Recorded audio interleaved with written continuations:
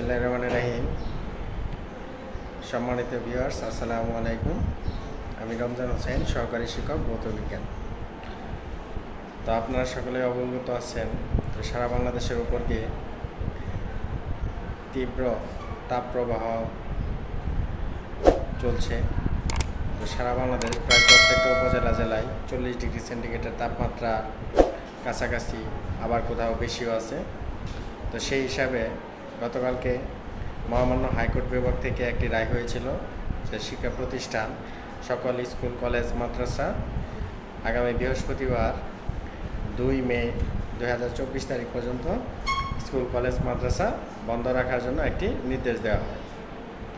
এবং এই বন্ধ দেওয়ার নির্দেশের পরিপ্রেক্ষিতে শিক্ষা মন্ত্রণালয় কর্তৃক এই হাইকোর্টের রায়ের বিরুদ্ধে কোনো আপিল করা হয় নাই, রায়ের বিপক্ষে কোনো আপিল করা হয় নাই। আপিল না করার সিদ্ধান্ত নেওয়াতে তো আগামী বৃহস্পতিবার 2 মে 2024 তারিখ পর্যন্ত সকল স্কুল, কলেজ, মাদ্রাসা বন্ধ থাকবে। সর্বশেষ সিদ্ধান্ত আপিল না করার কারণে যে আগামী বৃহস্পতিবার 2 মে 2024 সাল পর্যন্ত সকল স্কুল, কলেজ, মাদ্রাসা বন্ধ থাকিবে। এর পরবর্তী আপডেট আসলে আপনাদেরকে জানিয়ে দিব। তো এই ছিল স্কুল, কলেজ বন্ধ সর্বশেষ আপডেট, যে আগামী বৃহস্পতিবার পর্যন্ত স্কুল, কলেজ, মাদ্রাসা বন্ধ থাকবে।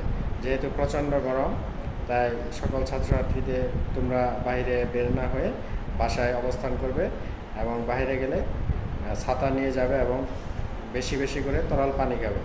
সবাই ভালো থাকো, সুস্থ থাকো। ধন্যবাদ সবাই। আসসালামু আলাইকুম।